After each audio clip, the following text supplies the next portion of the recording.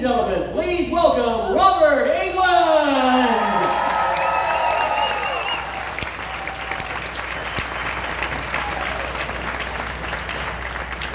That was a nice surprise. Stand for a while. All right. So, You're all my children now. Oh, dead and buried. God, great. That's not a movie that many people have seen, and I think it was so cold on location it may have killed the late great Jack Albertson, but it's still a film with the best poster of any film I've ever done. And it's a great poster. now I have a few questions to ask before I open up to everyone out here. Just jump right on in. You have a new show coming out that was just announced. Well, you know, I've been working on this off and on for the last year or so. It's tricky for me because I've never hosted and narrated in the same situation. And so it's me, it's Robert Englund. It's called True Terror with Robert Englund. It's me, but it's sort of like a bit of an extension of me that some of you have come to believe that I have a little more Vincent Price DNA than I do. So I'm channeling a little bit of Vincent and Christopher Lee and Donald Pleasance in my persona. It's me. I'm there hosting the show. But then I have to vacillate between doing that kind of Dateline recap as well as hitting you guys with history, as well as narrating all of the period reenactments. And because I'm not always on the same schedule as the production team, I don't always get to see what I'm narrating. I know what it says in the script. You know, they're showing a boy with smallpox blisters all over his face, trapped in a pine coffin on the back of a hearse wagon, you know, a poverty hearse wagon, or charity wagon. They call it the charity wagon. And this is an episode, a segment about how they buried people alive in New Orleans. It's all true terror. They bury people alive because the gravedigger got a buck. The guy that drove the coffin in the charity wagon from the hospital to the cemetery got a buck. And the coffin maker made money making extra pine coffins. It was a racket, and apparently hundreds of people were buried alive. And these stories are all printed in American newspapers in the last 250 years. So at one point in time, they had a sort of journalistic cred to them. And a lot of it's science has disproved it. A lot of it was superstition that we had in the 19th century or the 18th century. But some of it really holds up, which I say is the sort of, what if it was true? What if it was true? And the strangest one, because I'm kind of a, you know, Bigfoot, you know, not another Bigfoot movie. Because I remember Bigfoot, low budget stuff at the drive-in movie, you know, when I was a kid and I had to have an older friend that knew how to drive. We all pack into the drive-in movie to see the Bigfoot movie, you know, and share a beer and eat a cold pizza. And I thought that's when it all began. And I know now that, you know, our Native Americans have a history with reporting the Sasquatch. That's a Native American term. But we have a segment, and there's newspaper articles of Teddy Roosevelt, our president, Theodore Roosevelt. He was a famous hunter as well as organizing the national parks. A little bit of conflict of interest there, but I think it's okay. But he talks about a Sasquatch. And this is like a newspaper article, and it's actual quotes and diary entries. So it's not urban legends. Some of them have become urban legends in the area where they took place. And it's not campfire tales, although some of them probably originated that way. It's not myth. It's stuff that was reported in newspapers that's really strange and dark. And it's True Terror with Robert Englund. March 18th, 10 p.m. All right, drink your coffee. we're figuring it out. I just literally, on the flight here, I put down a book, and I'm one of those guys, I discovered this. I thought I discovered this book. It's called The Devil in the White City. And it's about the serial killer that just exploited the Chicago Fair and the Chicago Fair. I mean, and weird stuff in this book, like an old carpenter named Elias Disney worked on the fair, and a few years later had a small boy and told his boy about the Native Americans walking about the park and the Chinese dressed in their full native costumes and the boats from every nation floating silently in the lagoons. It sounds a lot like Disneyland to this cowboy. So that was his inspiration, because he heard all this stuff from his father as a child, Walt Disney. But that's just, every page is like that in this book. But I'm thinking we could really mine this book for stuff for next season's True Terror. And then I opened Variety up, and I'm doing some research on the internet, and I realized Martin Scorsese has optioned the book for a miniseries starring Leonardo DiCaprio as the serial killer. Well, I'm going to binge that one, because it's my latest dark discovery. Anyway, should we get into Q&A? Oh, yes, that sounds good. So, for the people out there that aren't familiar, what was it that first interested you, and when did you get into acting? Oh, well, I mean, I want to say that I did it for the love of art and communication and, you know, people being live in the dark, and I was performing for them and sharing some human experience. I did it for the girls. I was really short as a child. I didn't, you know, have my growth spurt till I was 14 and the 8th grade. And I looked like a combination of Harpo Marx and Danny Kaye. I had white, blonde, curly hair, and you know, and this sharp nose, you know, and these squinty eyes. And I was highly energetic. I was a jock, even though I looked, you know, like this little strange mime. You know, I was really good in Little League, and I was an AAU swimming champion. And my mother's best friend had a daughter who was the most beautiful girl in middle school. She was a year older than me. And it helped me a little bit, because, you know, there's a big transition between grade school, elementary school, and middle school. That's a big difference. I mean, all of a sudden you're hanging out with guys that have armpit hair, you know, and cigarettes behind their ear, you know. Flunked one class, and they had to stay back, and they'd got their learner's permit already, you know. So this was this intense, you know, crazy hormone time. And I got sent to a professional children's theater the summer I turned 12. And the idea was that this girl who was, you know, being asked out by college students, she was so beautiful, this 14-year-old girl, that she was a wannabe actress, that she would have to chaperone me, you know, and kind of babysit me and worry about me.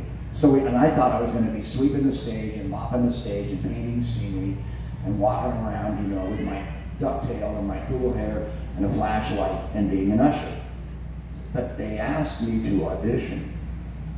I nailed Peter Pan, Hansel and Gretel, Aladdin, and there was one other one, I can't think of it right now.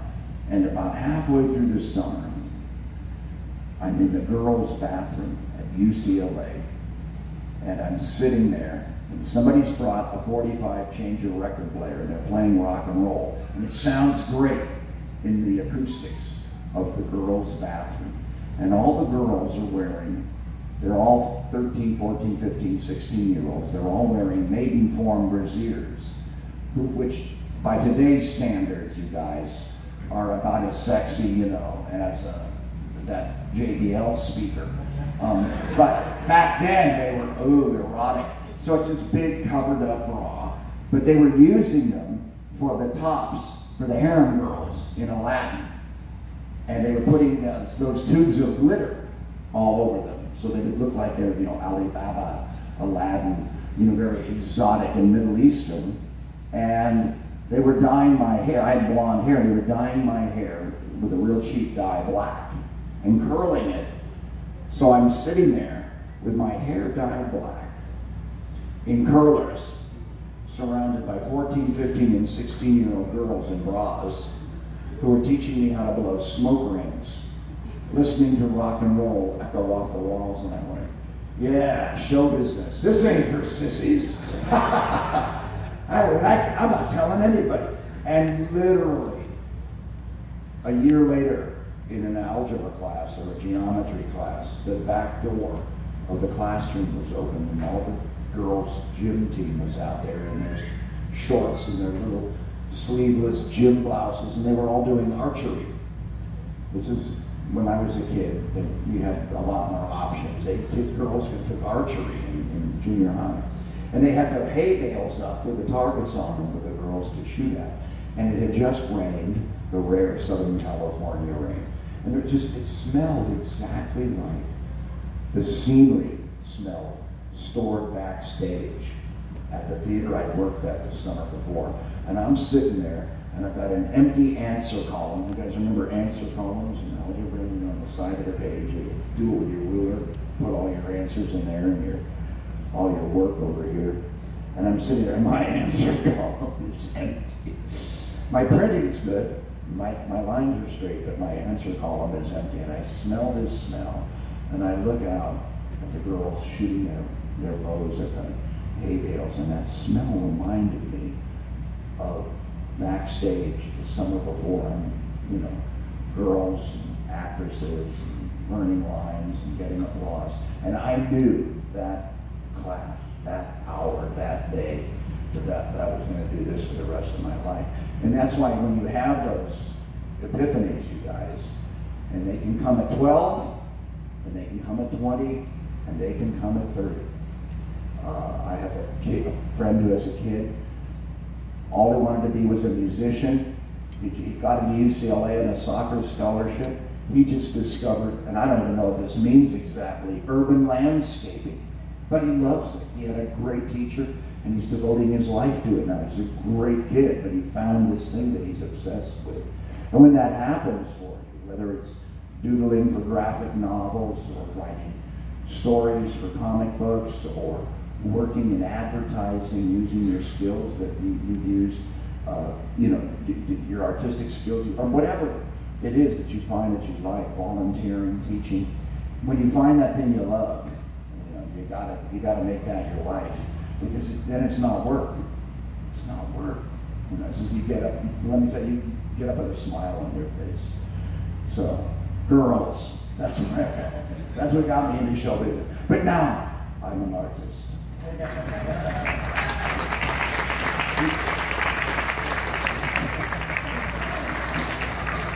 Now, you've had so many, great roles over the years that you've played. What is your favorite role? Not necessarily your most popular, but your most favorite role that you've acted in?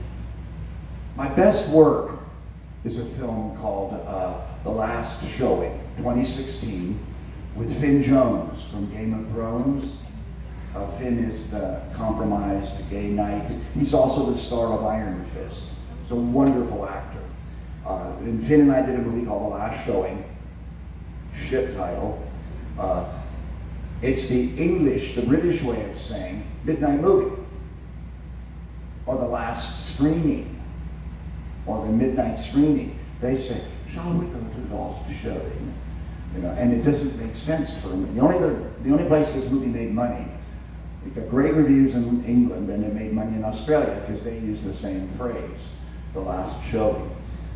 Here it sounds like, the death knell of Project Runway or something. The last showing, Oh, that's fierce. No, but it's a movie about an old union projectionist who's very good, and he's taught himself the transition from film to digital. But they insist that he take a class with pimply teenagers to learn how to do it. And he refuses, just out of pride. He's great. He's the best projectionist in the world, down at the mall cinema. And they force him into retirement, and he has to wait for his retirement. It's called being remaindered in England. And they make him work in this snack bar in an orange vest and a paper hat selling candies. And he's crazed. And he volunteers to do the midnight shift, the last showing. And he takes over the entire theater complex because he's so good at what he does. And he uses everything, the winter doors that seal off the building in bad weather, the escalator, all the projectors, and he traps a young, unsuspecting couple, and he makes his own horror movie. He has his revenge. So last showing is my best performance, and I think my favorite experience was Stay Hungry with Jeff Bridges and Arnold Schwarzenegger. Scatman Crothers from The Shining was practically my roommate. Joanna, Joanna's last name. The robot from Blade Runner, Joanna Cassidy, Sally Field, and an unknown actor named Arnold Schwarzenegger.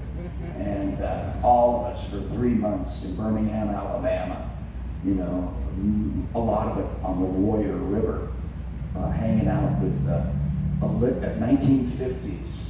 They were grandparents now. The 1950 Olympic water ski champions.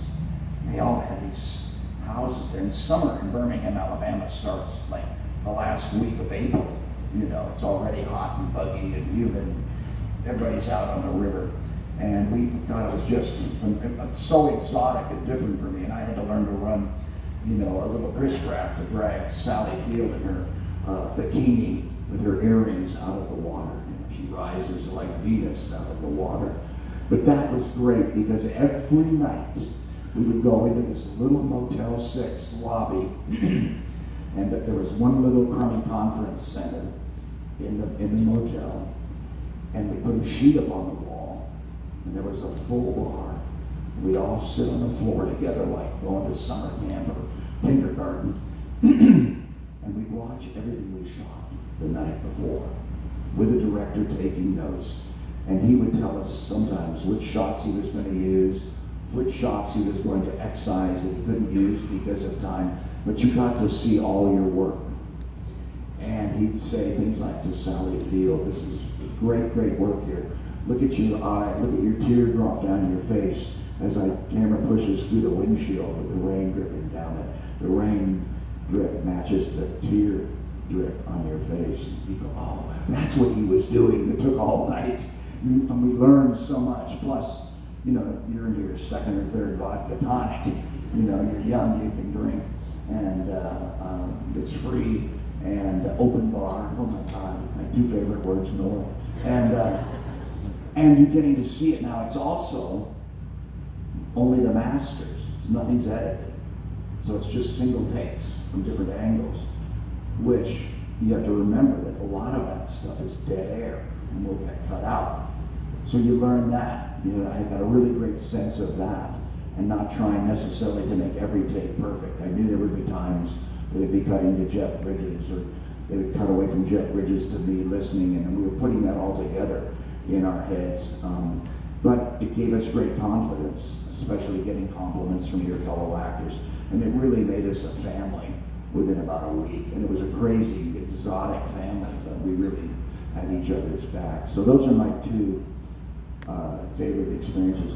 Phantom of the Opera also was an exotic experience because I was in Budapest and the Russians still ran Hungary at that time. And there were Russians then were like 12-year-old boys with a cigarette and a Kalashnikov on their back talking to a Hungarian prostitute on the corner, you know. So it wasn't like you couldn't go out and stuff, but it was still occupied. And while I was there, the Hungarians were allowed to wear their own colors from their own flag the first time in like 30 years, since 1956. And so I was there when that happened. These people got their freedom back. And we shot in an old Russian soundstage in the countryside part of the time. And the other movie being made was Three Penny Opera, Mac the Knife, with Roger Daltrey and some really famous English actors, Raul Julia, and I'm trying to think of the actress that played she got an Oscar. She's a famous English character actress. I think she's in The Crown. I think she's in the new Crown. But I mean, that was just such an exotic, wonderful adventure. So those are my three favorite locations. I'm going to open you guys in a second here, but first, can you talk a little bit about what attracted you and how you became involved and what attracted you to the story of V? V was just a basic audition. I just, we'd sit around and you'd talk to your agent sent you out on auditions. And I had enough power then that I think I read the script, but I might have just been my scenes. But I was sort of known on the Warner Brothers lot. I'd done a couple of movies there, I'd done some guest stars, and they knew me, and I knew a great young actor named David Huffman, who stars in the movie Fist with Sylvester Stallone. David was killed backstage at a play in San Diego. He was stabbed to death with a sharpened pencil. And I knew his wife, Phyllis, and Phyllis brought me in for V. She'd known me for a long time. We shared mutual best friends. And I went in, I met Ken Johnson, smart, erudite, bionic man, bionic woman, bionic dog, Incredible Hulk, Kenny Johnson. But I didn't have a clue of how to play Willie. And I was honest enough and in the dark enough that I said, Kenny, help me here.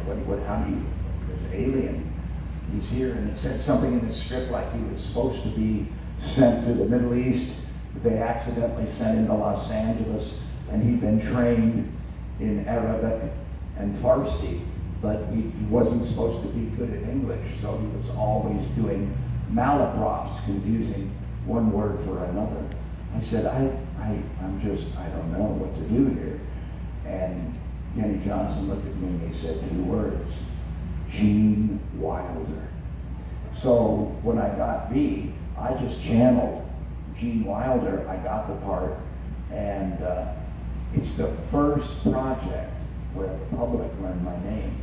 People bought me beers, and people recognized me from lots of movies and TV shows, and would send me a Bushmills across the room in a bar in Hollywood. But no one ever knew the name Robert Englund. But V was overnight the #1 miniseries in America. It had ratings as high as Roots. And at the same time, it was the #1 miniseries in Europe. So I became an international name overnight, which is like, they never teach you that in acting class. But when you're international, we all know the word, we all use the word global now. Global. We all go on the internet and buy things from all around the world. But back in 1981, 82, you weren't thinking global. You just wanted to, get your next job, and in the States. And that same period, they sent me to Milan, Italy, and I beat out Richard Chamberlain for Best Supporting Actor in the miniseries. And they had the after party, and literally, I went to the after party and with my girlfriend, and next to me here was Catherine Deneuve, and next to me here was the guy that played the French Connection, and on the other side of the table was Dustin Hoffman. I was like, and I turned these people down twice. That's the thing, just because agents and your managers and the people that helped you in Hollywood, they didn't know that this was the coolest film festival or the coolest award show in the world, and I'd already turned it down once. And I made that mistake with a couple of other festivals. And then now, because I travel so much, I know better. I try to tell other young actors, someone like Stephen Young from Walking Dead, or somebody that I worked with recently, with some new young actor, from Stranger Things that I get to meet, and I tell them, listen, if they invite you to this film festival in Brussels or this film festival in Spain, make your mom let you go. It's the best. You're gonna love it. It's great. Hang out in Barcelona. over the years you've played Freddy a number of times.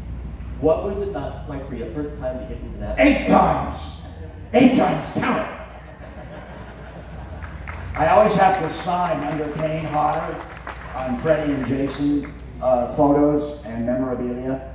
And Kane always puts, Jason, 6, 7, 8, 9.5, 10, 11. And I just want to go right under his name and go, Freddy, 1 through 8. Jason, puck face.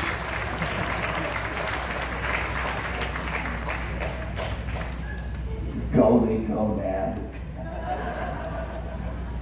So what was it that very first time getting in that makeup, and how did it help you develop the character? Well, David Miller my makeup man, just come off the Thriller video with Rick Baker. And when you work with the makeup crews over the years, you hear a lot of gossip, and it's great. And listen, I'm taking nothing away from Rick Baker or Stan Winston or any of these guys, but a lot of times their assistants are responsible for a lot of great stuff. And I've heard these stories over the years from the people that work on me, who now have become the Oscar-winning guys that are doing Walking Dead, Craig Nicotero, and the guys that get the Oscar for Chronicles of Narnia, Howard Berger, Robert Kurtzman, Dusk Till Dawn, Kevin Yeager, Sleepy Hollow, Chucky, among other things. And David is really good, really, really good. But David is not the best guy on the set, because he wants to be back in his shop creating. And the set work, I think, because it's a different clock, a different biological clock ticking, drives him a little bit crazy. But David and I were out deep in the valley, and he already owned a house. And I don't know if it was Thriller money or some other big project he'd done, but he already had a little 1950s Valley ranch house, and he changed the 50s retro 2-car garage. He made it into his workshop, his lab, his studio, and he had a vintage barber chair for the actors that came there for makeup tests. And so I spent weeks in that barber chair while we experimented. The first thing he showed me was a book of burn victims, which freaked me out and haunted my nightmares for about a month. But we worked on it, and we changed it, and we brought in Wes Craven and Bob Shea, the head of New Line, to look at it. And over those weeks of tests and that process, David's brushes would get kind of crappy and crusty and sharp, and it would all solidify like fiberglass. And he'd poke me for touch-ups sometimes, or blending the color on the latex. And I'd swat him away, what the hell are you doing here? And I think one time I went, David, knock it off. And I caught myself in the mirror. And I said, if I can do that voice conversationally, that voice will work for Freddy. So that's how I found the voice. And because if I looked at Freddy in the mirror and I went, hey dude, what time are we going to be done today? It didn't sound like Freddy, What are you watching tonight? No. What are you watching tonight, asshole? That kind of works for Freddy. So I found a voice that way. And David's makeup, it was not rougher, it's just has more topography to it, more texture to it. David's makeup, as the camera gets back a few feet, actually lights better than the makeups that followed it. But David's was more difficult in a close-up to light. There's a lot of brow and a lot of creases in here that if you didn't light it right, I lost my eyes. And you need my live eyes, my human eyes, to make the makeup believable and real. And eyes are the windows of the soul. And so that was sort of the difference in makeups. But that's kind of how we found it. We changed it. Even here at this show, I signed a couple of images of Freddy from the screen test day, and I always tell the fans about that because I think that's just rare to know. That one of them, the ear is kind of got, you know, stuff melting on it. There's some flanges of flesh, and we never shot that. That's all the screen test days. Those are shots from the screen test. You can kind of tell because my hat's a little flat. I look a little bit like a picador at a bullfight, and my sweater's a little big. The boat neck's a bit on the neck.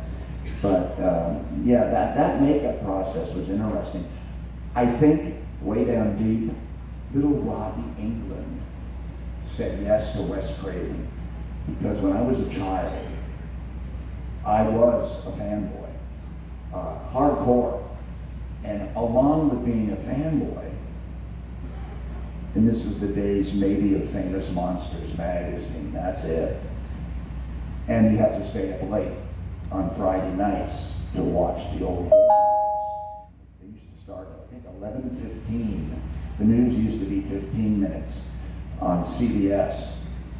But my godfather was the top salesman for Simon & Schuster Publishers west of the Mississippi.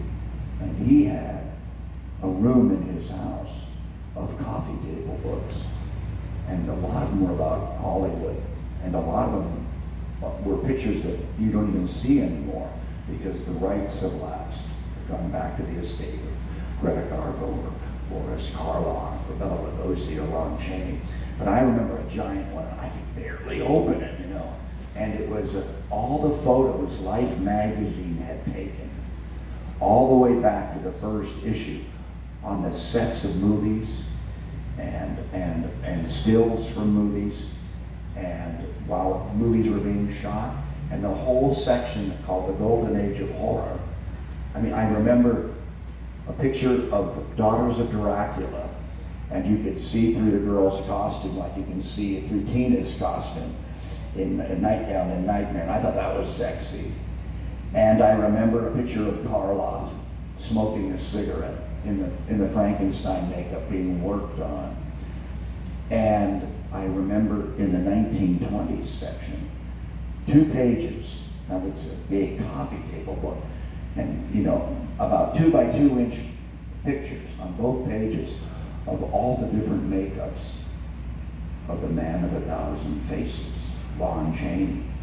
One of them is Lon Chaney with the that boiled thing when you take the shell off an egg.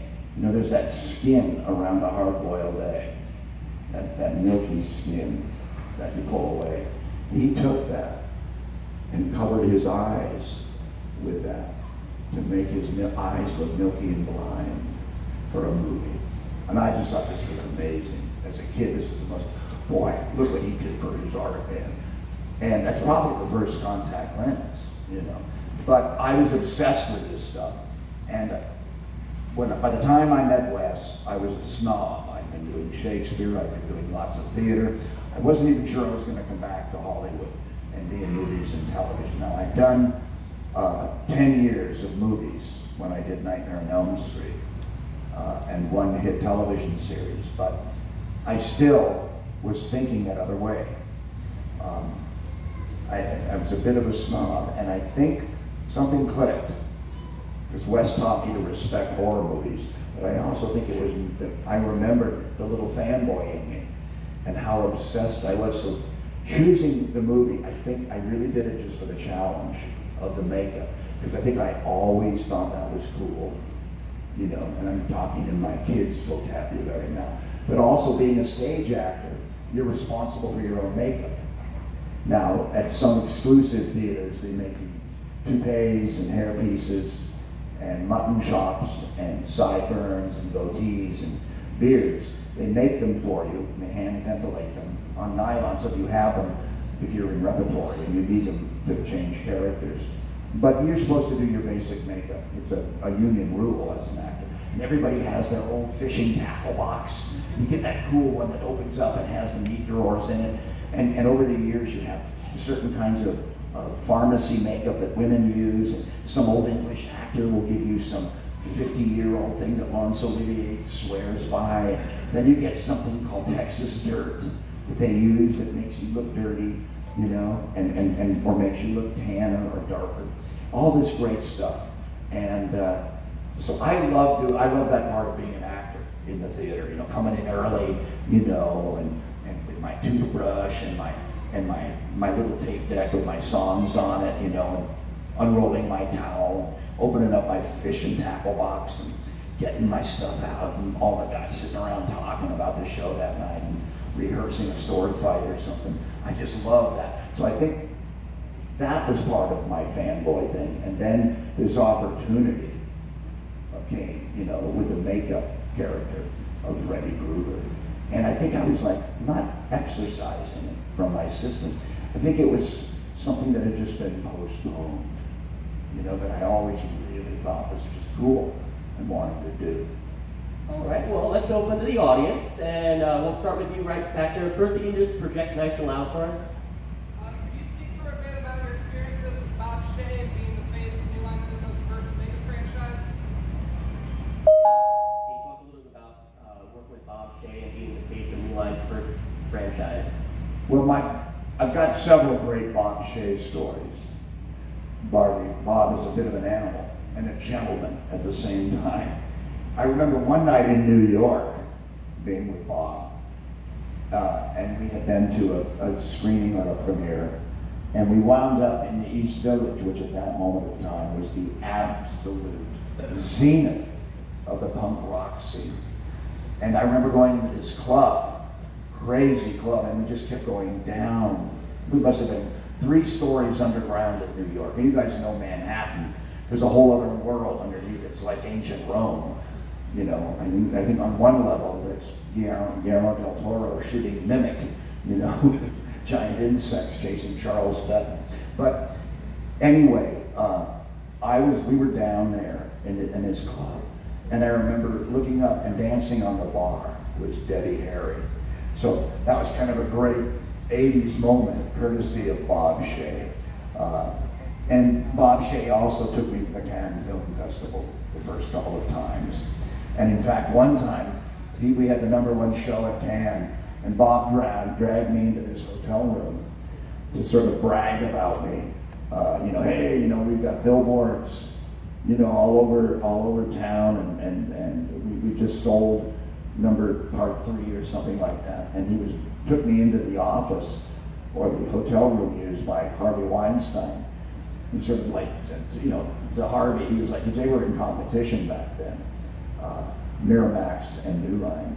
And so that was sort of, with all the stuff we know today, and the trial that's going on, that's kind of interesting that Bob Shea pimped me to Harvey Weinstein. Look at this kid, I got the best kid. But Bob was always a gentleman with me. And you know, Bob was one of the first foodies. I think his personal thing that he prepared that was so famous was bouillabaisse. He was really good with that fish stew. Oh my God. And it sounds, when you say it in French, it sounds so fancy schmancy. Hoity-toity bouillabaisse. But in fact, it's just fish stew. Just hardcore. You dip bread in it while you eat it and everything. Oh, it's great. God, it's good. And so he took me out to places in New York and in LA and in Europe, and sort of taught me wines to order and certain foods that he knew I'd love. Both Nancy and I, we got kind of spoiled by.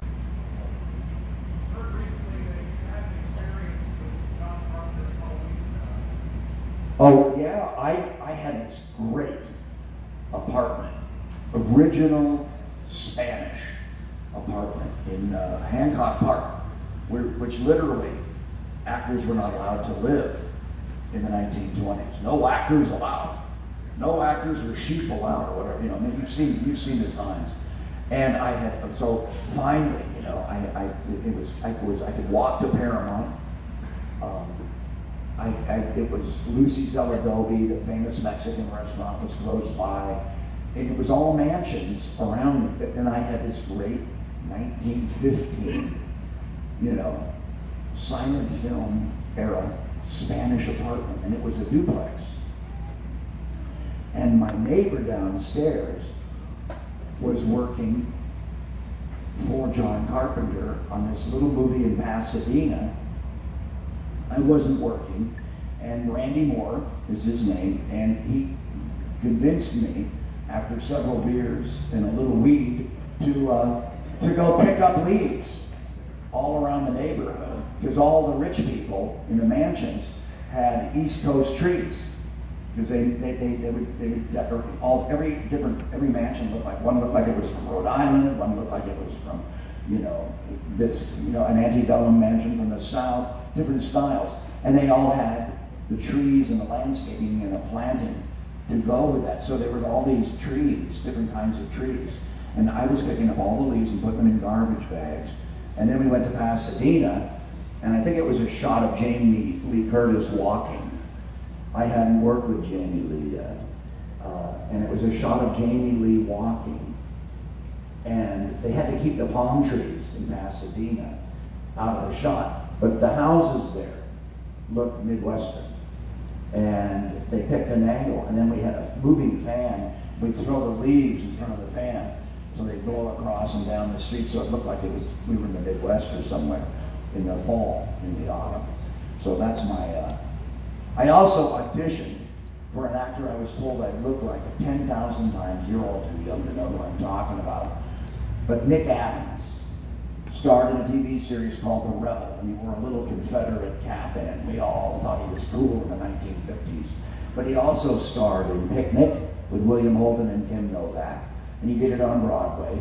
And he also starred in one of the Godzilla movies, and he also is in Rebel Without a Cause.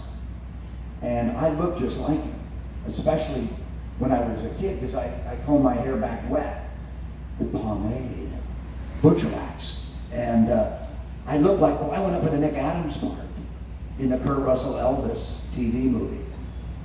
And I thought, I'm gonna get this. People have been telling me I look like Nick Adams my whole life.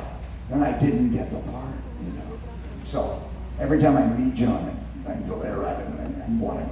But he's in, John Carpenter, as much as, one of my favorite movies is The Thing, but as much as we all worship and love John Carpenter for horror and for science fiction, he is a rock and roll expert. And if anybody should be doing a rock and roll autobiography, it should be John Carpenter. I mean, I don't know, Eddie Cochran's story, something like that. He should be doing it. He's really well versed in that. He's like a late night DJ that knows everything.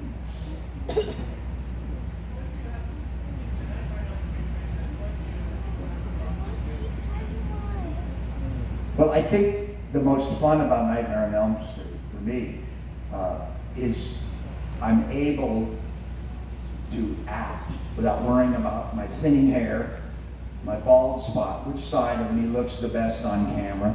All that vanity, all that energy that you spend as an actor in a close-up or a medium shot with your God-given face. We all have an element of vanity in it. So you worry about the zit you have on this side of your face, or your bald spot that's growing, or or whether you got the light in your eye just right.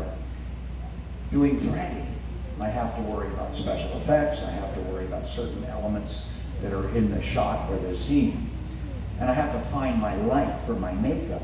But I'm never worried about Robert Englund. I'm not worried about me, and that's kind of fun. The other thing is, about 3 or 4 shows in, I was doubting, because I walk around in the Freddy makeup hall for 15 hours, hanging out with everybody. Nobody's afraid of me.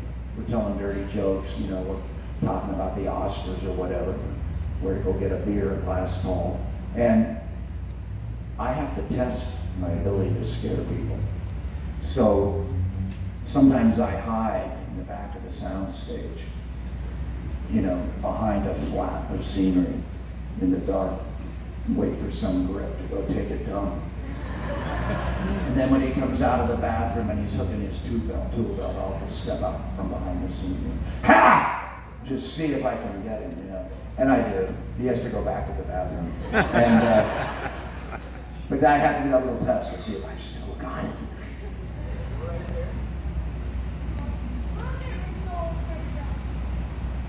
What was that? You want to come closer? I think it's who has the original Freddy blood. Oh, well, this is a story I told a million times, but it's sad now. I lost my friend and agent of 40 years very recently, a young man, 2 young children. And I'm still getting over it. I was brushing my teeth this morning and I had a bunch of toothpaste all over my chin and my beard. And Joey used to always walk around brushing his teeth. He didn't think there was anything embarrassing about that. Gotta take care of your teeth. And I just thought of him this morning. And Joey passed recently. But none of us had any idea that we were a franchise, that we were going to be iconic, that there were going to be this huge amount of movies, that we were international, that I'd become a joke on the Tonight Show with Johnny Carson or Jay Leno. And I went to do pickup shots on Nightmare on Elm Street Part 2. And it was a little MTV stage in Santa Monica Boulevard in Hollywood. It was right in the middle of Hollywood, little teeny studio. And we were just doing like, you know, doors opening and a shot of Freddy looking around a corner and maybe a claw would come around like that. Things like that, just little, they needed a couple of little close-ups here and there. And this is Nightmare 2, Jack Shoulder, the director, and they had borrowed the original Nightmare on Elm Street glove. The original glove from Wes Craven. He had it up in his bachelor pad on the top of the Hollywood Hills, Steve McQueen's old house. So he loaned it to Jack to use for the pickup shots. I don't know why they couldn't call the prop guy from the movie, but somehow they got the original glove. I had heard simultaneously that there were industrial espionage spies and collectors from Fango magazine.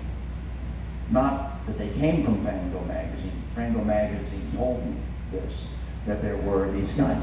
So there were a couple of guys on the set that were hanging around like they were supposed to be there. They had tool belts on, but their tool belts were brand new, and all the tools in them were brand new. It was a little fishy. So after I used the glove in a couple of shots, I took it. I took it home, I wrapped it in a towel, threw it in my backpack, and took it. And it just laid around for a while. And then I remembered I had it, and I stuffed it. And I floated it in plexiglass, and I outlined it in red and green neon. And I gave it to my agent. And he still has it in his office. He's gone now, but I'm not going to ask for it back. No. It belongs with his family.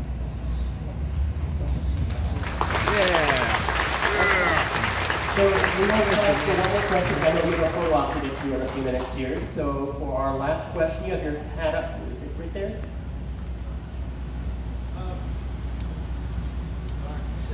Mr. Robert Englund, I also know that you've done voice acting as well. You've voice acted my favorite DC villain, the Riddler. My question is, what is your favorite riddle? My favorite riddle? Yes, sir. Well, it's Valentine's Day, right? Roses are red, violets are blue. Freddy's gonna find you, ooh, ooh.